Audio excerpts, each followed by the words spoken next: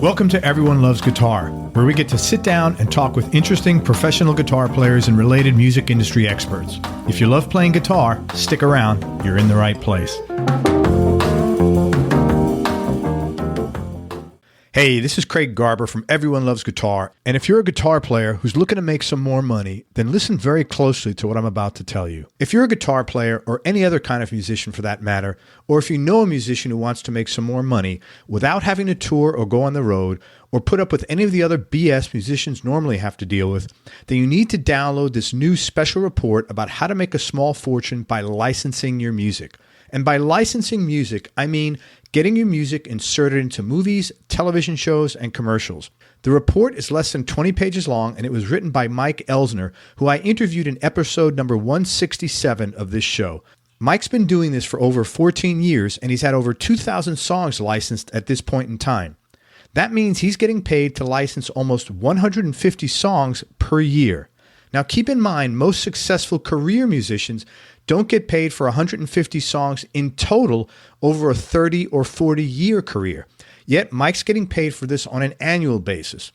And the cool thing about this business is that you can run it from your own home studio, and you'll never have to deal with ivory tower record label executives telling you what to play and how to play it, and no shady managers or unethical business people telling you what to do either.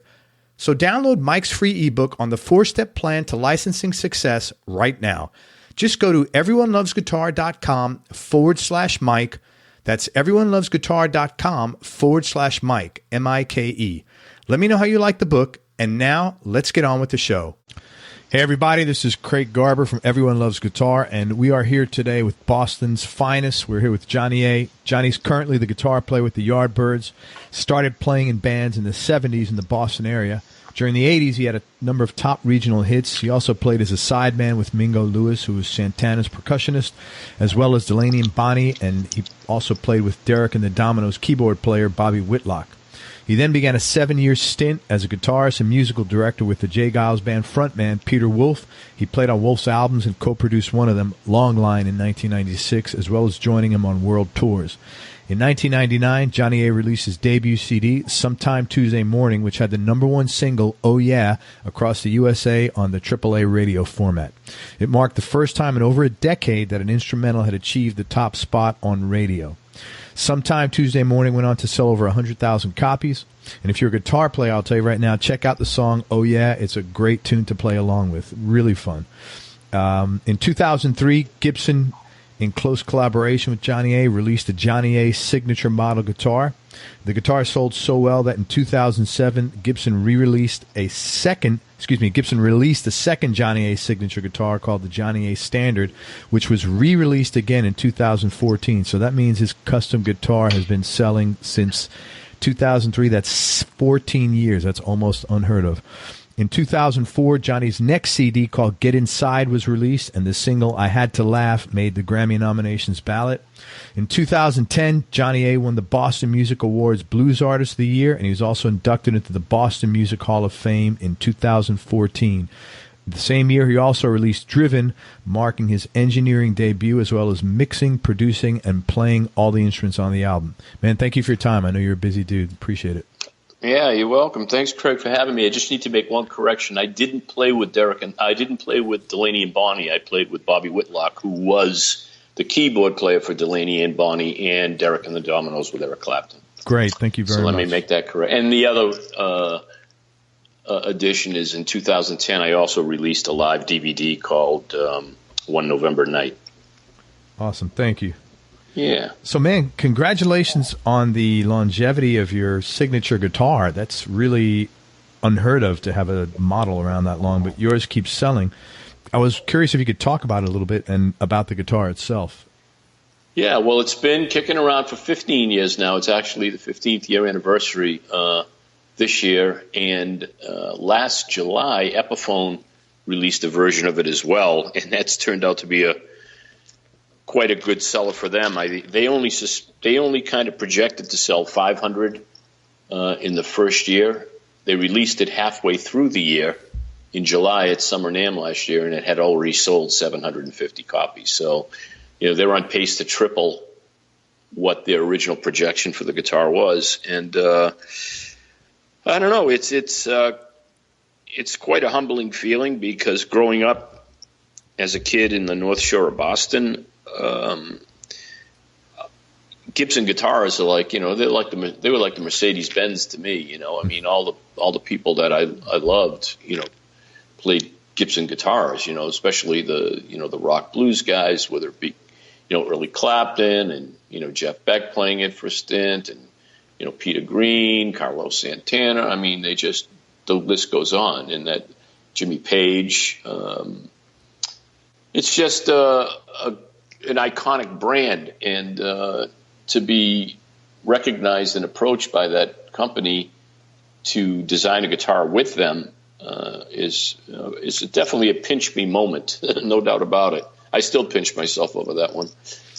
And you play your guitars like almost. I don't really see you playing any other guitars.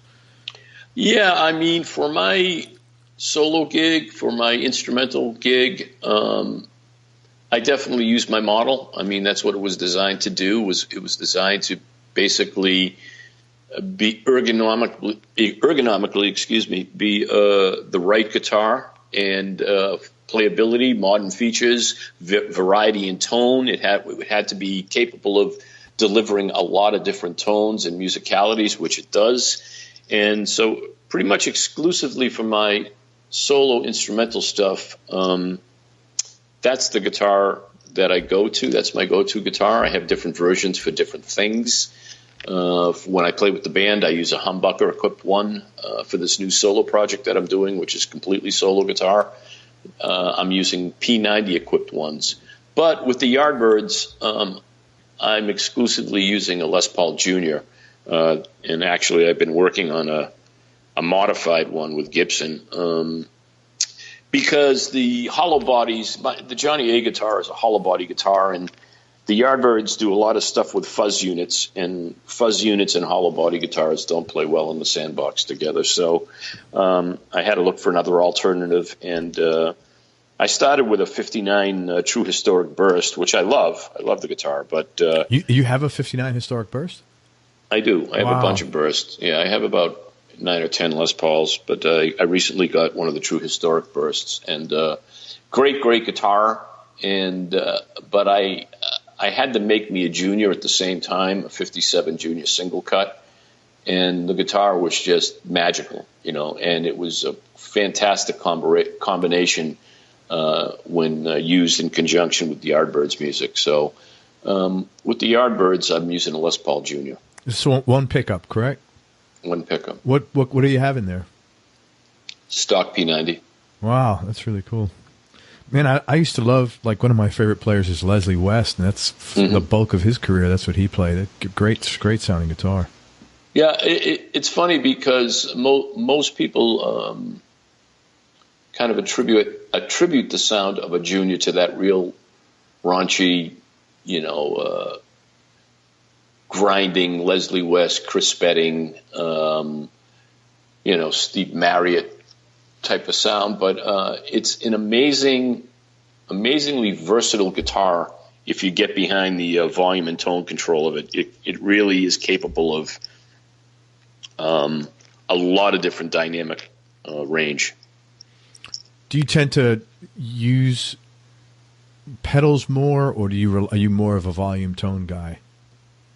It depends on the situation. With my solo stuff, it's pedals. Usually the guitar is one of those guitars that's always on 10, between 8.5 and 10, and then everything else comes from pushing the amp with pedals. With the Yardbirds, it's really the other way around. The guitar for rhythm on a Junior resides at somewhere around 3.5, and I vary the volume and tone a lot. And yes, there are pedals involved with the Yardbirds as well, because I'm using 2 different kinds of fuzz boxes and a distortion pedal as well. But there's a lot more manipulation of the volume and tone controls in the Yardbirds. It's a constant thing in that band. Do you like that? I like that for that. Yeah. So like you mentioned earlier before we started this, that you cater to the song, and that's what I'm hearing right now. You like whatever works for what you're doing, is what it sounds like. Yeah, I don't really have a rule, a steadfast rule that I go by. I mean, the Yardbirds thing, it's just it's a type of situation that allows me to be much more manipulatable, if that's even a word, with the volume and tone, because I'm more of a guy that can kind of my role in that band as lead guitarist is very much filling spaces and playing around the vocalist, adding color. There's also a rhythm guitarist in the band, and there's also a harmonica player in the band and percussionist. So the band is and a lot of vocals. There's vocals, so it's a denser band than what I do on my own. On my own, I'm really responsible for covering 100% of the rhythm, the melody, and the soloing. There's no vocals, so I'm covering the melody as well. So being able to manipulate the volume and tones with the same type of aggressiveness and activity that I do in the Yardbirds, it really doesn't work for my original project. And plus, the sound of the guitar is different, obviously, when the volume is up all the way. And that seems to work, with the solo gig. It's more about getting as much clean headroom, a great sounding clean amp first. So I tend to try to get a great clean sound with the guitar all the way up. And then I use different pedals to push the input stage of the amplifier to various degrees. With the Yardbirds, it's different. With the Yardbirds, I try to get the best sounding clean sound I can get out of the amp and guitar when the guitar is down to about 3.5. What amp are you playing with the Yardbirds? Because are you like trying to recreate or kind of like that old Vox sort of sound, or? Well, it's funny because I've been a Marshall guy pretty much all my professional career. My amp of choice is a JTM 45 Marshall, and I love Marshalls. And when I joined the Yardbirds 3 years ago, the backline, they had already had Vox AC30s. And I play in stereo, so I was using two Vox AC30s. And I like them when you get the right ones. There's so many different model AC30s, from Chinese to British to American, and some are master volume, some are TB6s with the 6 inputs and no master volume. So it's very hard to say that I like all AC30s. Some of them I don't like at all. But when you get a good one, they're really great for that band. And it's interesting, when we played in Tokyo a couple years ago, being a Marshall endorsee artist, when I went over to Tokyo, Marshall provided me with two JTM 45 blues breakers. And it was just great because you can never find those at rental houses. It's very hard to find a JTM 45, never mind two of them. Right. Because like I said, I play in stereo. And when we went to Tokyo, I got two brand new JTM 45 blues breakers, my amp of choice, but they didn't really work for me in the Yardbirds. There's just something about the sound of that band and the sound that you really need to get to capture what that kind of the angst of those songs. It's really a Vox thing. It really is a Vox thing. As much as an AC30 is not necessarily my go-to amplifier, but I don't think I would use anything else with the Yardbirds at this point. When you first joined the Yardbirds, was it weird playing those songs that, like, because we're pretty much close to the same age, that we listened to on the radio as like your musical tuition, education? It really wasn't. And actually, I'll kind of go back a little bit how I got involved with the Yardbirds. I was signed to Steve Vai's label, Favored Nations, on the Sometime Tuesday Morning album and the Get Inside album. And I signed with Steve in 2000. The Yardbirds signed with Steve in, I think, maybe 2002 or so. And they had an album that came out called Birdland. And I think that came out in 2003 or 2004, right around when my Get Inside album came out. So we were kind of label mates. And they were coming to Boston, and I had never seen the original band, And they came to Boston to play the original House of Blues. And I went down to see them, and I introduced myself. They asked me to sit in. And I sat in, and it was very, very natural playing with those guys. And I guess word got back to the label about it, and the label had called me and asked me to go down to New York City and sit in with them at B.B. King's, which I did. And that went great. And every time they would come to town, or we would be in the same place, if I wasn't working, I would go sit in with them. As far as playing their songs, no, it's funny. All my bands growing up in high school and junior high, I think I told you my favorite band of all times growing up was the Beatles. But my second favorite band growing up was the Yardbirds. And I knew a lot of their material, and I was kind of weaned on that 65, 66 Jeff Beck period. You know, I think I attribute my approach to when I play rock blues guitar to that 65, 66 Yardbirds and maybe Eric Clapton Cream, period. So I pretty much knew the whole catalog, even though I didn't play any of their songs in my bands. And, the only Yardbird song I ever played growing up in a band was New York City Blues. We played that song, but like as far as Shapes of Things, I'm a Man, Over on the Sideways Down, Happenings 10 years time ago, I never played those songs in band, but I knew them all. I studied that stuff pretty religiously back in the day, and even though 40 years later or however long later it's been, actually more than that, to play with those guys, the mark that left and the impression that music left on me and the way Jeff Beck played that stuff had a very lasting impression that, we didn't even, I got the gig without an audition. Matter of fact, this current lineup, nobody auditioned for the band. We just showed up at rehearsals and did 2.5 rehearsals, and we were on the road for a month. And I just knew the songs. It was just that simple. I knew them.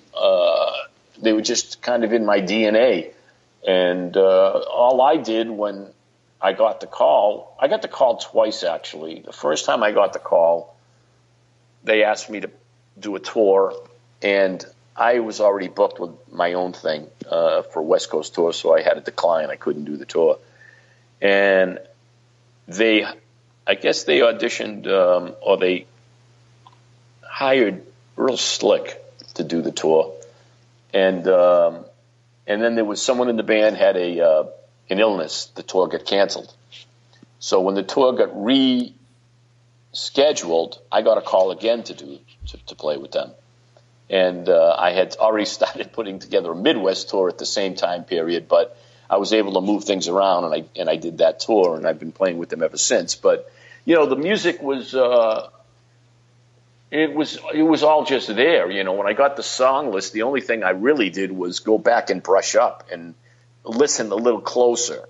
Knowing that it was going to be it counted now. You know what I mean? So I wanted to re-listen to things, and I would study much closer than I did when I was a kid, because now that I'm older, I can kind of hear things and tell where they're played on the neck, as opposed to when I'm 12 years old and learning this stuff, you're just finding the notes and playing it. When you're older and you're adept and your ears are more trained to hear nuances and timbre and things like that, you're more inclined to figure out where it was on the neck to get it to closely more resemble, the sound, That's pretty cool, man. That's a good story. And you guys seem to be gelled really well together. It's a great band. It's a really great bunch of guys. Jim McCarty is the original drummer, founding member, one of the principal songwriters, the background vocalist. So, the pulse of that band is very original sounding, because it's the guy driving the beat, you know.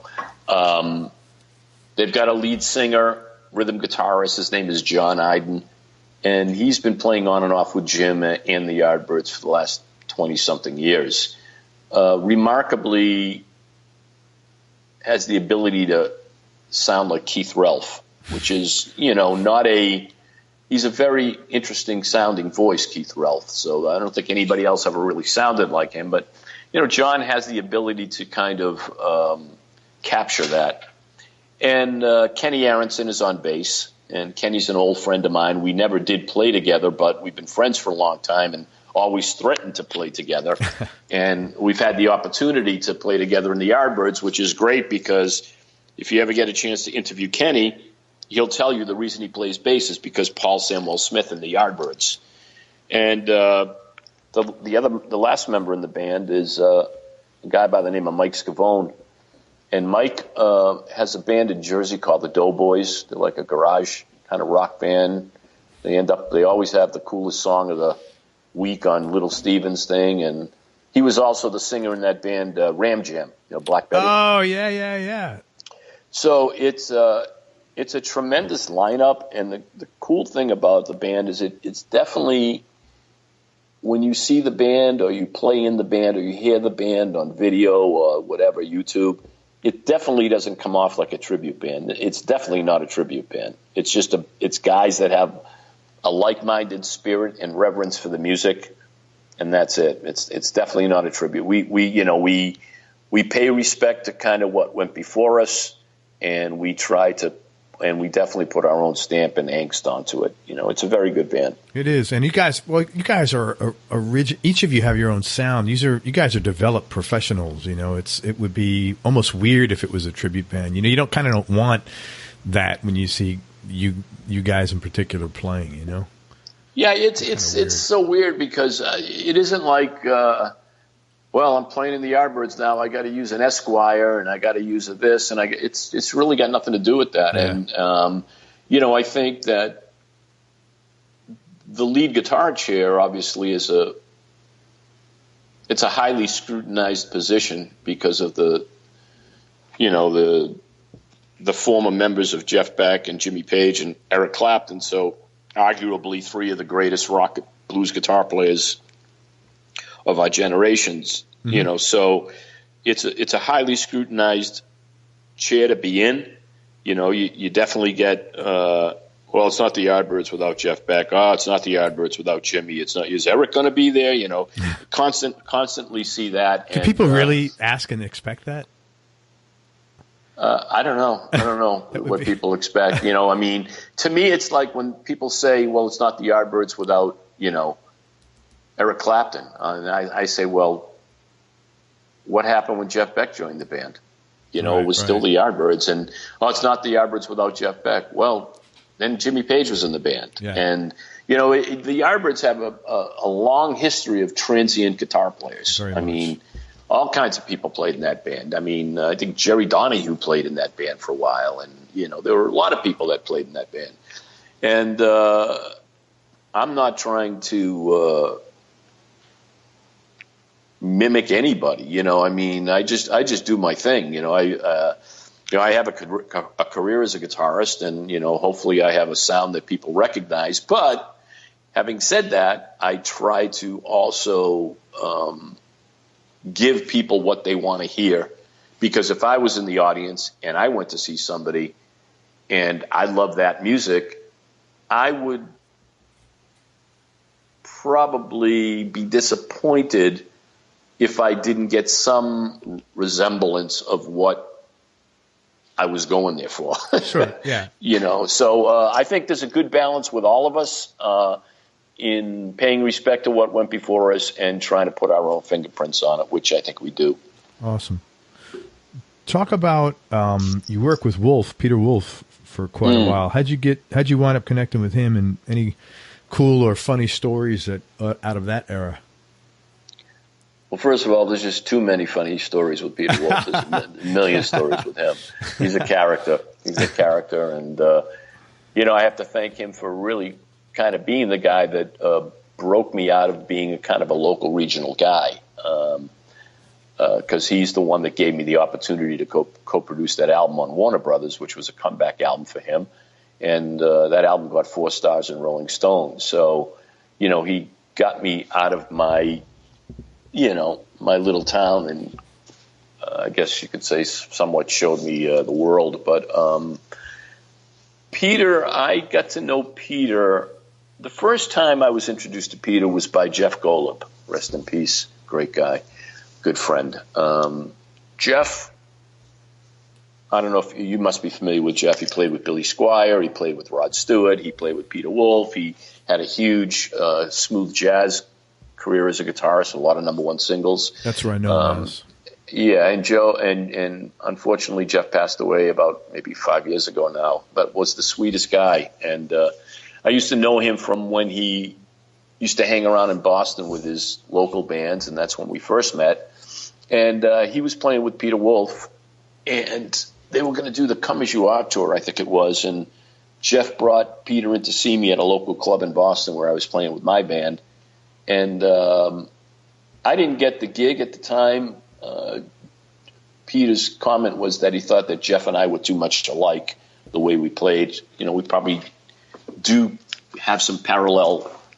We definitely have some parallel influences. So, but later on, I got called in to play acoustic slide on a Christmas single for the local radio station, and Wolf was the artist, and I got called in to do the session. And I did the session. That went fine. Then I didn't really hear much from him. And I was playing with Bobby Whitlock, and we were doing a live on the radio thing in Boston, and Wolf must have tuned in and heard it. Because then I had some contact from Peter then after that radio thing. He was putting together a concert for this motorcycle dealership in Laconia, New Hampshire for Laconia Weekend. And he was putting a band together to do this one concert. So I went in and auditioned with pretty much everybody in Boston. You know, it was a cattle call of guitar players. And I ended up getting the gig. And we rehearsed for, I don't know, a couple months, I guess. And the dealership was not able to obtain the license at the end of the day to do this festival. So we had been rehearsing 4 nights a week with Wolf, and we weren't getting paid. And he felt bad about it. And to his credit, he put together half a dozen, or I don't know, I can't remember, less than a dozen shows in New England to get money in our pocket for the effort. And which is a really cool thing. Yeah, it was a nice thing to do. Yeah. And the response was so overwhelming to that band, which was called the House Party 5, Peter Wolf and the House Party 5. It was so overwhelmingly positive that we just ended up playing for 7 years, 8 years, whatever it was, and we recorded that record, toured all around the country. We ended up going to Tokyo, Osaka, Nagoya, did South by Southwest. I mean, a bunch of stuff with him. So, yeah, I mean, he has to rate up there with the top 10 or maybe even top 5 rock frontmen of all time. I mean, he's amazing frontman, and always had the ability to get the audience off.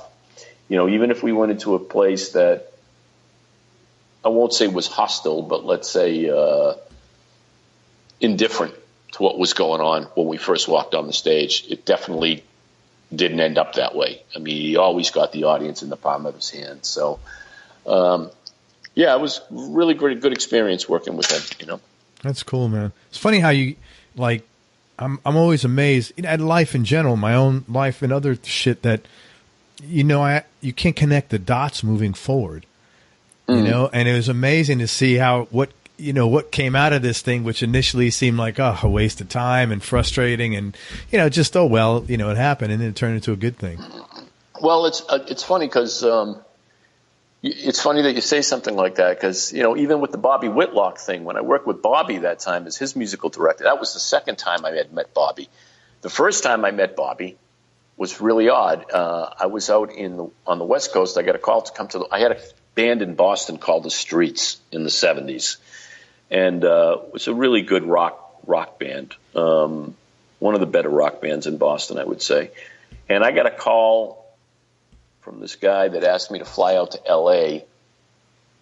He was working with this band, and I really didn't understand what the phone call was about. But I went. They paid my ticket. They put me up, and took care of all the expenses.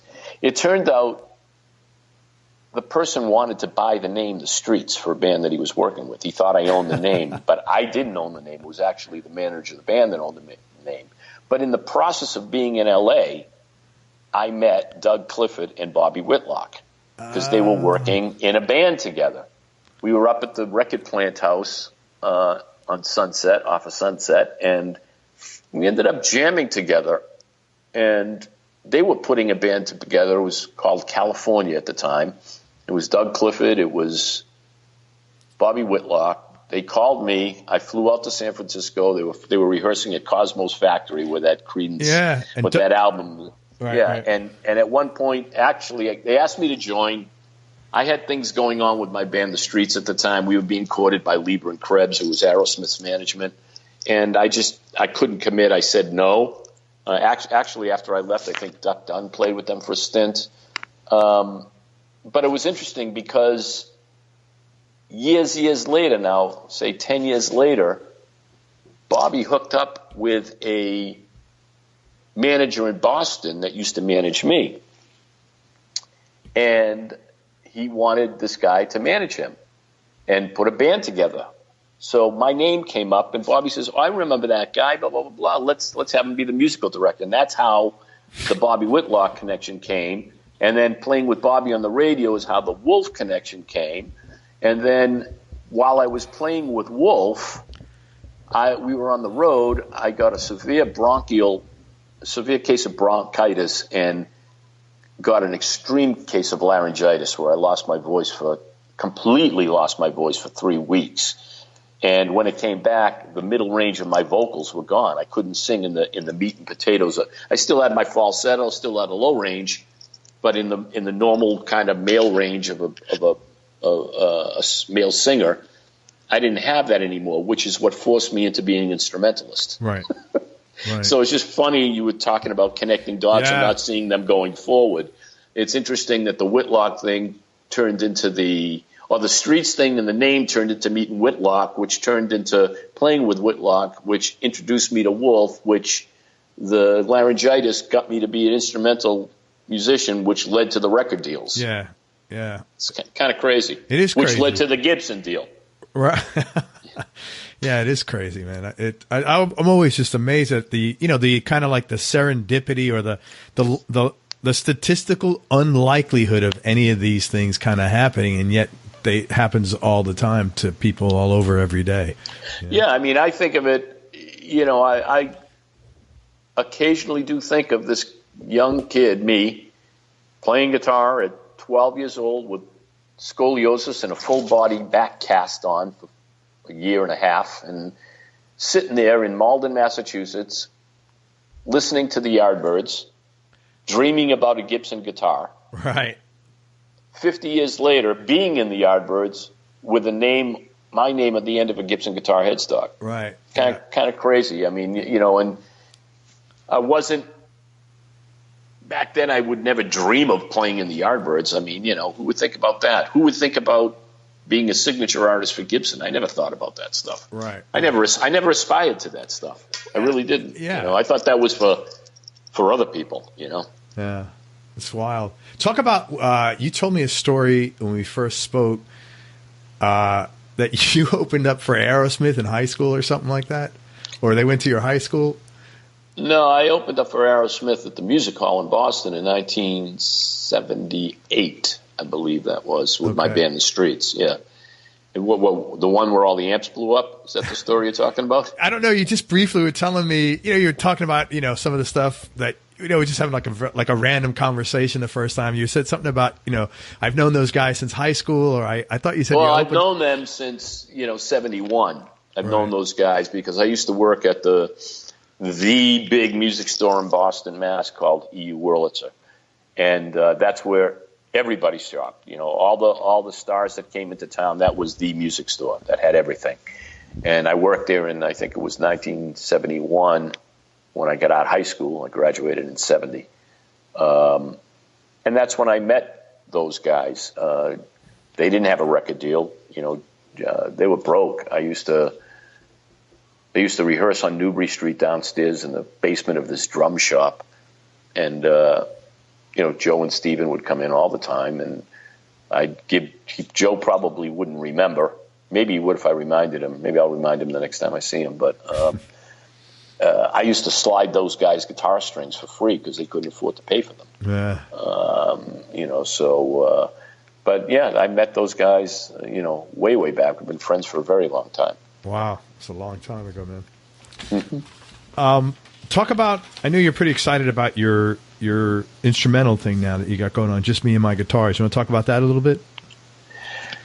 Yeah, that's another thing, that necessity is the mother of invention. Just like doing the instrumental music, because of the laryngitis, that led me to instrumental music. And I just realized back then that whoever delivers the melody is the sound of your music. That's it.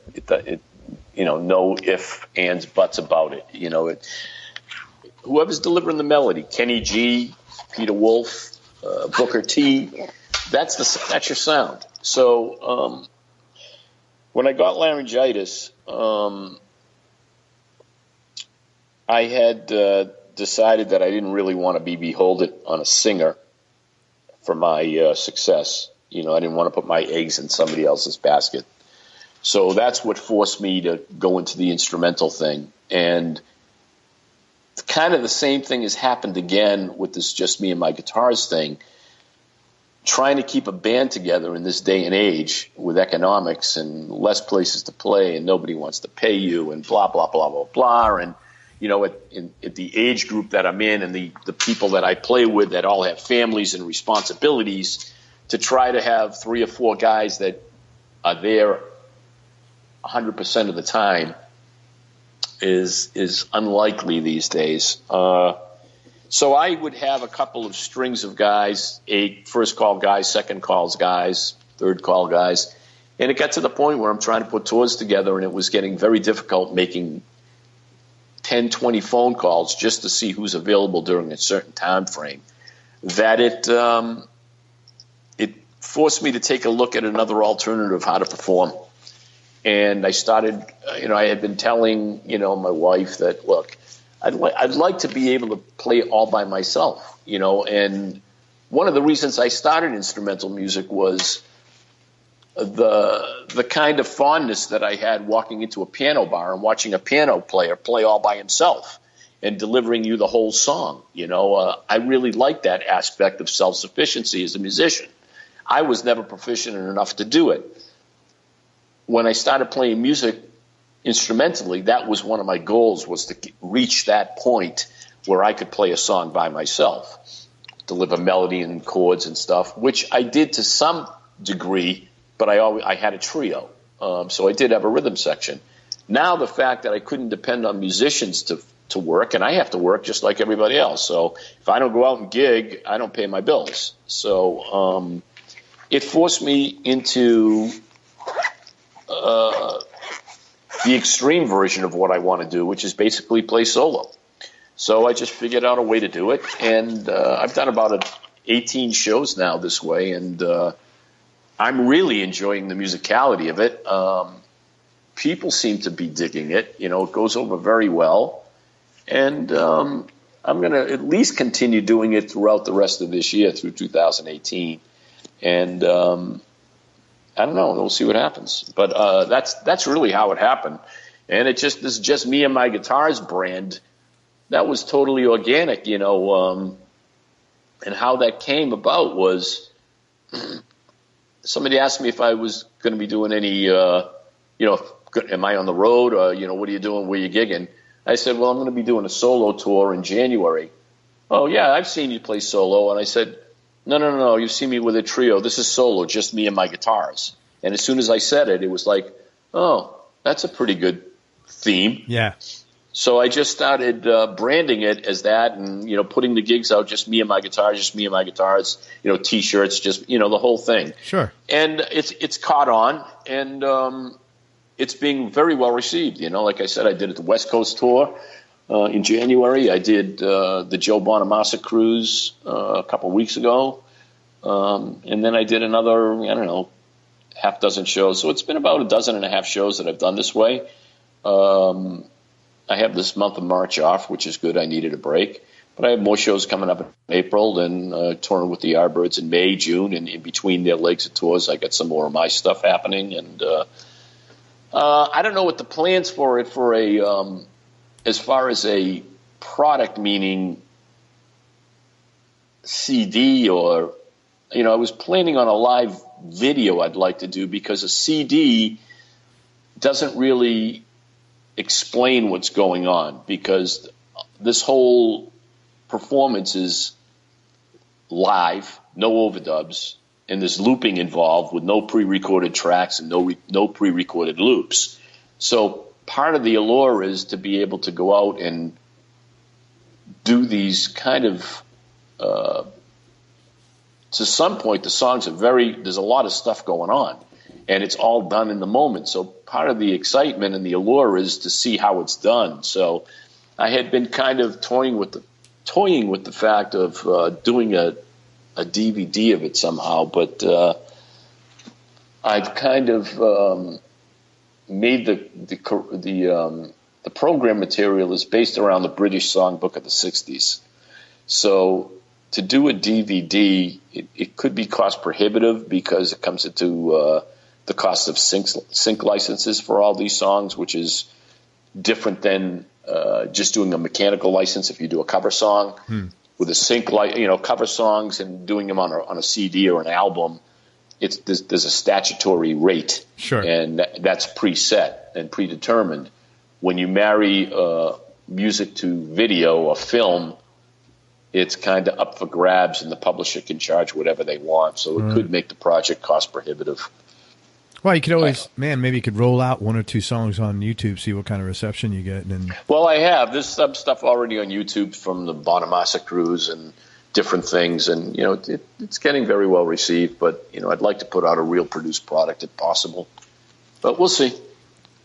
I want to just point out a couple of things there. I'm always trying to learn or see what people do to become successful, and there's a couple of things that you've said.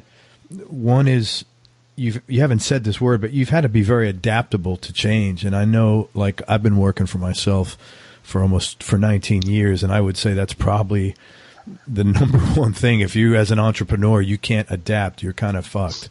You really have to, especially in today's day and age with the internet and how everything changes quickly, man. You really do have to adapt, and you've done a good job of that. And I interrupted you. Go ahead. No, go ahead. No, I was going to say, I have good instincts. I think I have good instincts. I think my ears are up. And, I have a interest in business. I'm intrigued by business. I did go to business school. I was in sales for a while. I was pretty good at it.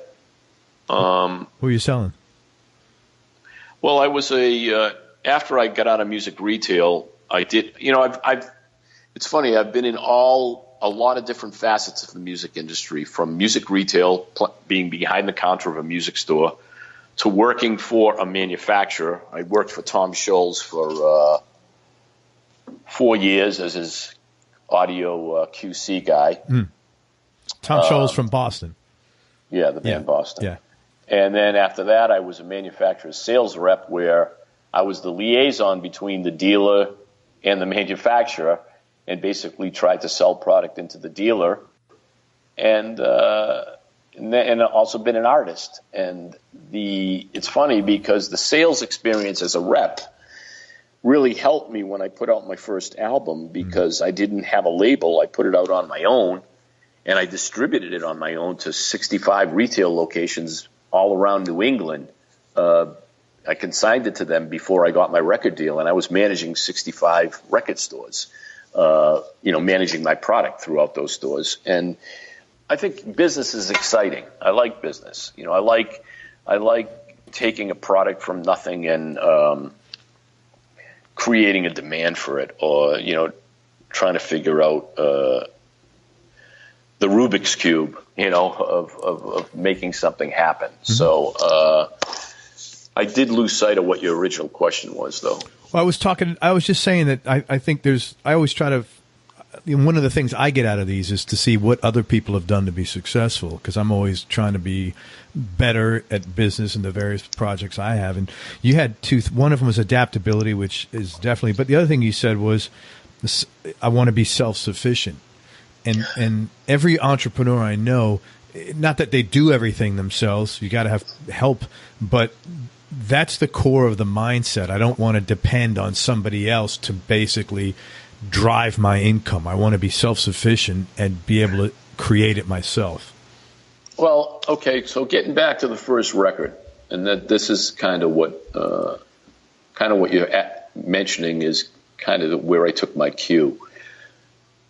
When I came up in the music business, if you didn't have a record deal, with a major label, you kind of were not in the game. A lot of that changed obviously when the internet came in, but back then you just weren't in the game if you weren't signed to Columbia, if you weren't signed to Decca, if you weren't signed to Capitol, if you weren't signed to A&M.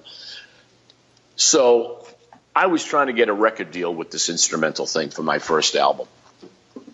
I got turned on to a lawyer, an entertainment lawyer, and she gave me some advice, and I just took her principles and applied it. She said to me at this time, which was about 1998 at this time, because that's when I recorded the first, 1999 was when I recorded the album.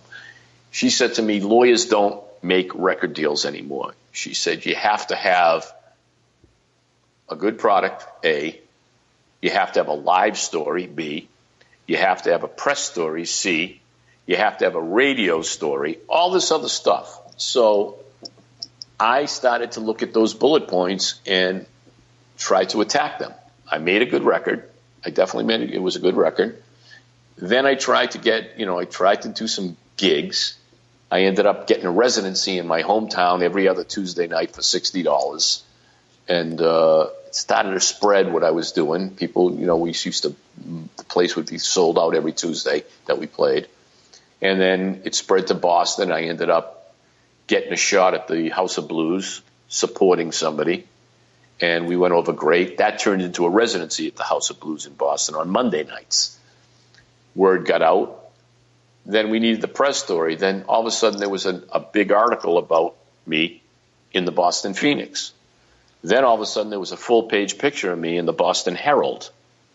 Now all of a sudden it got picked up by the local radio station. All these things that this attorney told me I had to do, I worked towards doing. Yeah. It was a slow process.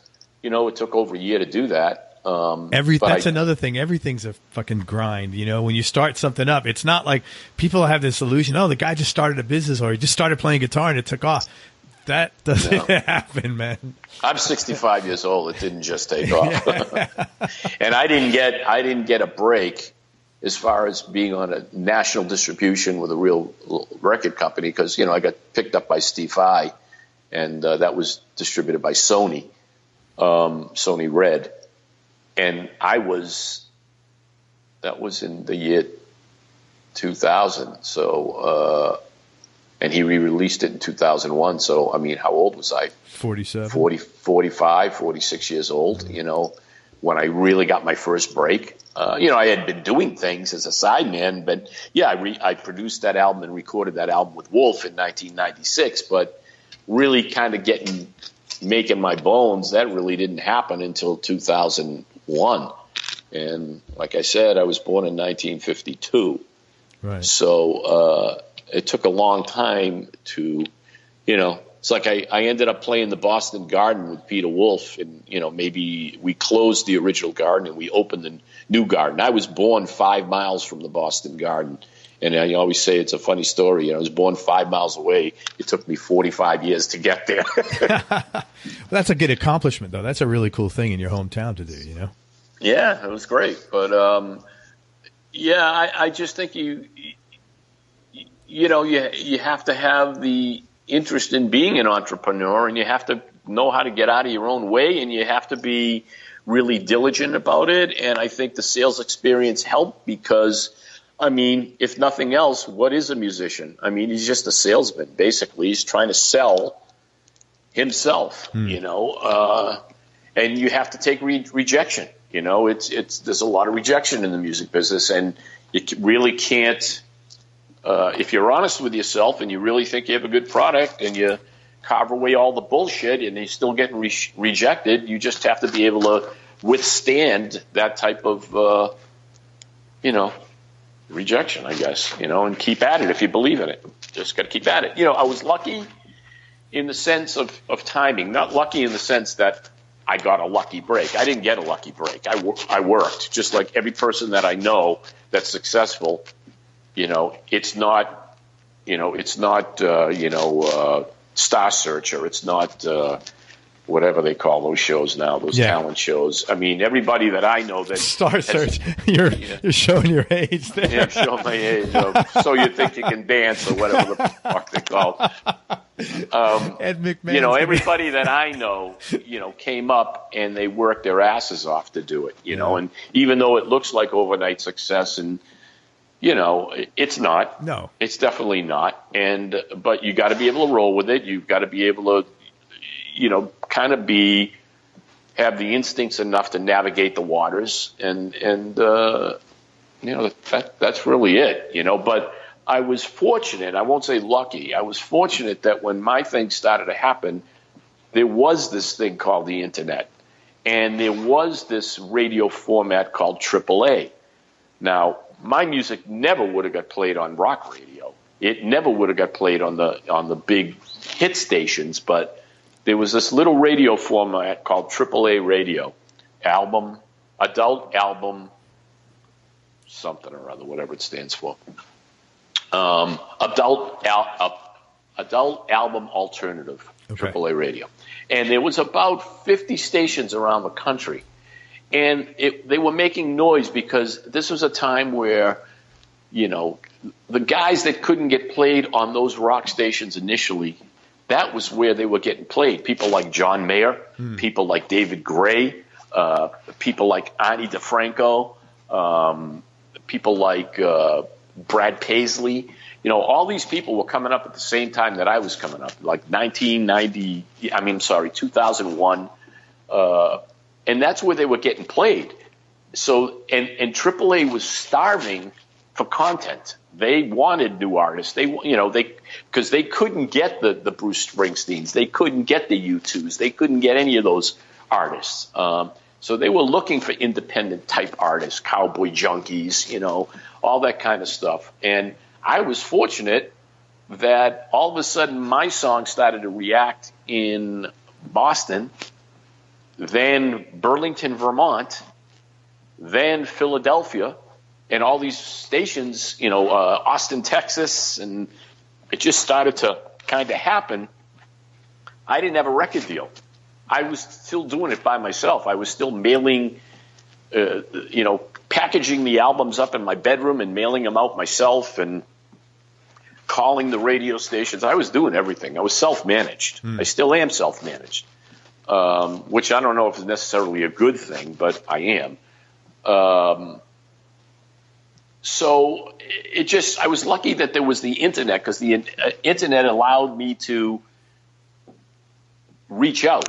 Like I said, in the days when I first came up, if you didn't have a record label for distribution and that could act as the bank and that could act as the publicity department in the distribution, you just weren't in the game. The fact that you had an internet, now you could publicize what you were doing. You could kind of distribute. You could find these people. You could make these phone calls. You could, it made it accessible. It wasn't accessible prior to that. It was like a closed club. Right. And unless you got a national record deal, you were not in the club. And that was it. So now it's almost like there's no record companies per se.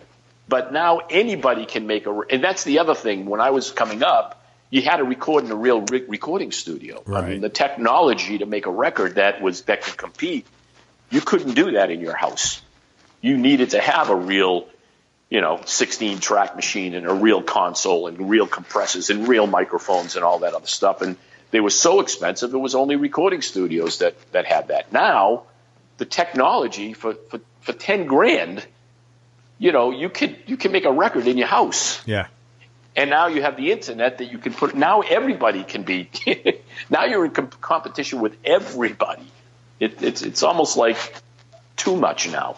Yeah, it's a blessing and a curse, for sure.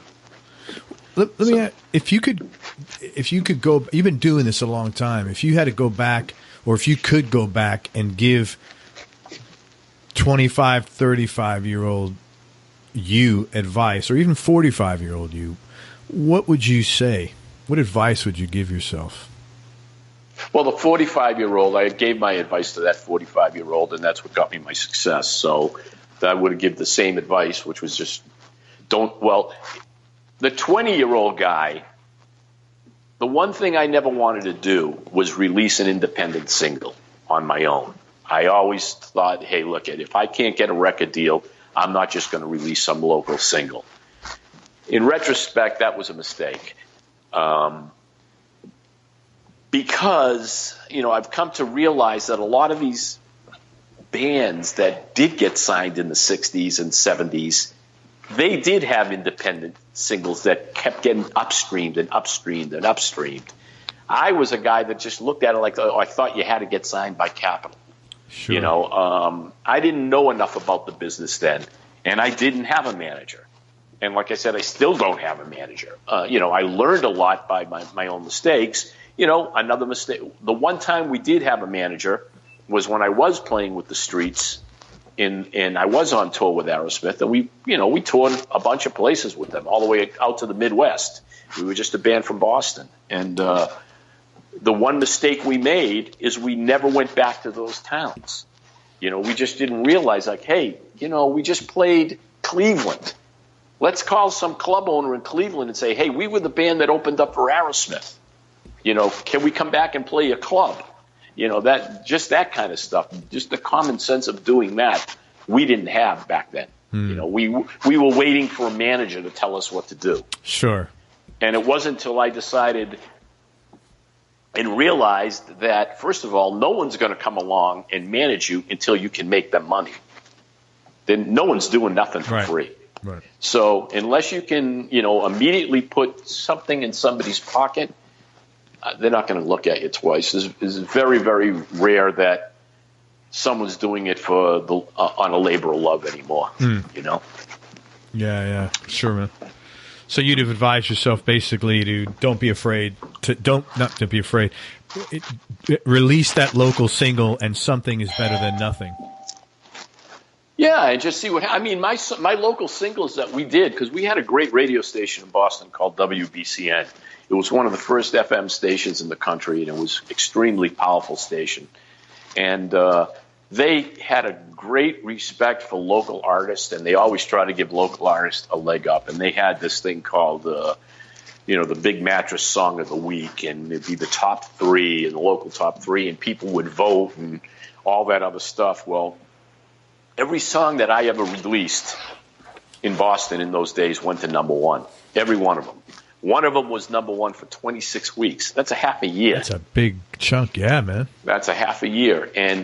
But I never released them. I never would press them, and I never sold them, and I never tried to put them out there as singles. That was a mistake. Yeah. But, things lead to where they lead, But yeah, and everybody makes mistakes, no matter what business you're in, And so, I don't know, that would be, the one thing I did do when I started the instrumental career, kind of the solo portion of my career, I guess I put it, is I decided I would not say no to anything. Anything that I could afford to do, I would do in promoting that first album. I wouldn't say no to anything. And I didn't. I did everything I could physically and financially afford to do. I did.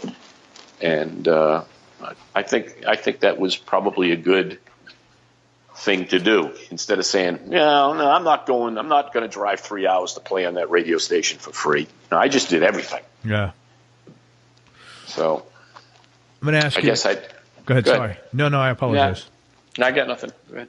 I'm going to ask you 3 more questions because I want to be sensitive to time, and I appreciate it. First question is, what do you feel is your strongest personal quality?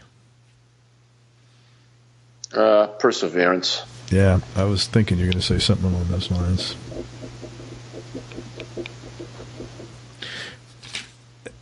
Second question would be, this is kind of a fun one. Tell me something about yourself people would either be surprised to hear or might find a little odd. I don't know. I always feel when I ask that question, I need to get the wife on the phone because I might struggle with that. But if you got my wife on the phone, she'd probably give you a laundry list. I don't know. I think I'm a pretty normal guy, pretty much. I don't know. I don't think people would be surprised to know that I'm a workaholic.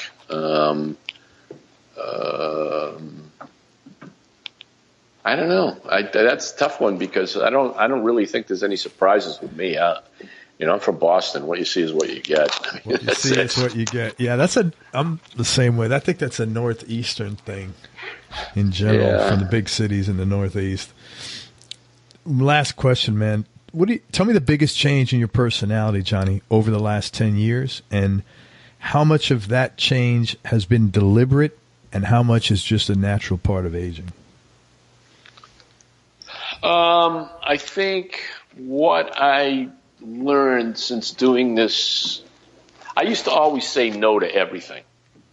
Like, hey, do you want to do this gig? No, nah, I don't want to do that. Hey, let's go. Nah. Now I don't do that anymore. Now it's like someone asked me about, do you want to play on the session? What do you think about, doing this festival? It's like I always answer now, well, that could be cool. So I'm not saying yes, but I'm not saying no. And at least by doing that, it gives you a chance to mull it over, think about it, do some research before you close the door. When you say no, you just close the door. It's over. So I've learned to be more like that, more not negatively committed. The other thing, I think I kind of grew better as being a personality on stage with an audience. And that was, I'd have to probably thank or attribute that to Peter Wolf telling me, like when he came to see my band early on, when I first started doing this, I wasn't never much of a talker to the audience or, and he would say, man, the music is great. I mean, it's there. He says, but you really need to develop your personality and let people feel that you're connecting with them. So I think there's more of that in being comfortable in handling myself with an audience, And, the other thing, going back to one of the other questions you said about advice from people, what advice to give to people. I don't know if I'm really qualified to give anybody any advice, but what I would say is that I think you have to learn, you have to take something from every situation that you're involved with. You have to learn from that situation, whether or not it's a negative experience or if it's a positive experience, and whether or not that experience directly was with you or indirectly. For example, being involved with any number of these celebrities that I've been involved with, seeing situation that they've been in, and maybe how they might have reacted positively or negatively, and how that impacted them going forward. You can take your takeaway from a situation like that is, well, if I'm in that situation, I'll never do that. You Gotcha. know what I mean? Yeah, that was a good man. I got to remember to do that if I'm ever in that situation. So always trying to learn from whatever experience that you're involved in, one way or the other, whether it was a negative experience or a positive experience. You got to take away something positive from it, even if it was negative initially. Sure. No, I think that's really good advice. So basically, one of the biggest changes that I got from what you're saying is you've become more open-minded, basically, in a sense.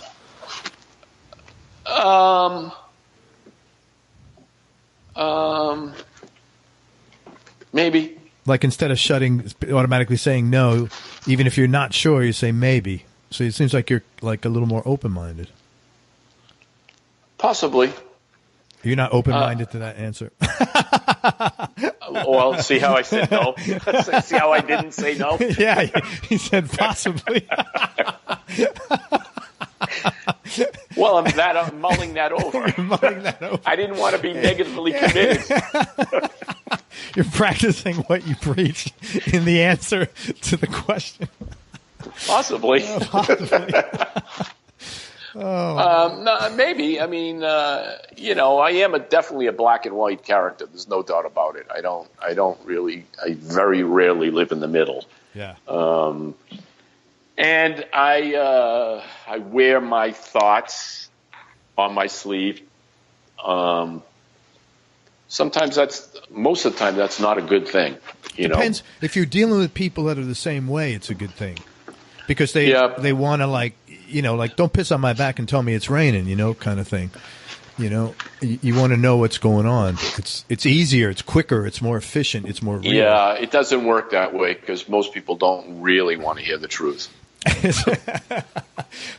Sometimes I know. Because actually, to be honest with you, when I should kind of backtrack a little bit when I say people don't want to hear the truth. That your truth isn't necessarily their truth. So, there's a lot of truths out there in any given situation. I mean, I've learned a lot of lessons that way. Just might be better just to keep your mouth shut.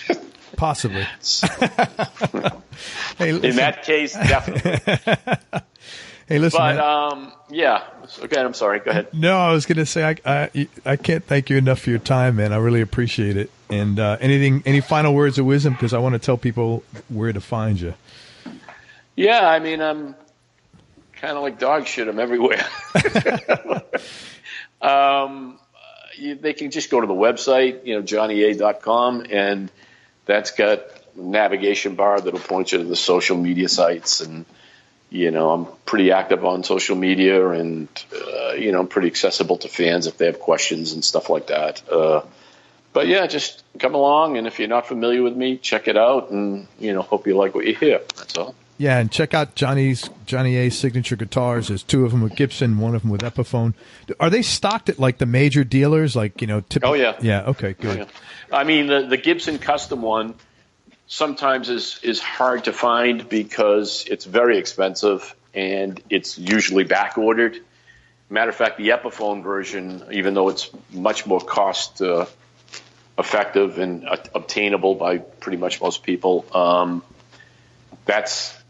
think that's kind of sold out. But that's been on back order as well. So, but they're really good guitars. They're made well. The Epiphone version, even though it's an inexpensive model relatively to the Gibson one, it's made very, very well, and they're good instruments. I'm really proud to be involved with those companies.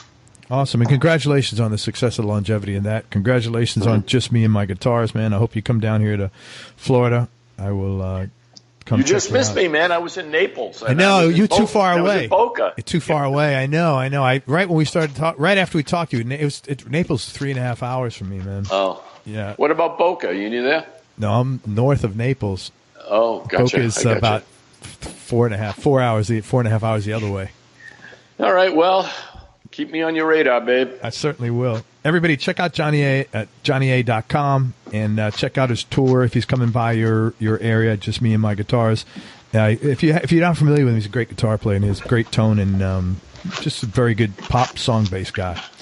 Johnny, I can't thank you enough for your time, and I really appreciate it. And thanks for sharing some cool stories and being real. Thanks, Greg. Thanks for the support. I appreciate it. You're welcome. Everybody, thank you so much for listening. I hope you enjoyed this interview as much as I did. Again, thanks to Johnny A for spending time with us. I really appreciate it. And go to everyonelovesguitar.com. Sign up to get notified about future episodes, along with early product announcements and discounts.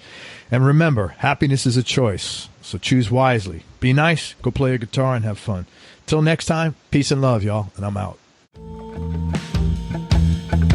We hope you enjoyed this show. If you did, subscribe to the Everyone Loves Guitar podcast, and you can do this online at everyonelovesguitar.com or on iTunes. And if you like the show, please leave us a 5-star positive review. The more 5-star reviews we get, the higher our show ranks, and higher rankings mean we get to continue speaking with cool, interesting guests on our show. We'll see you on the next episode, and until then, keep playing your guitar and have fun making music.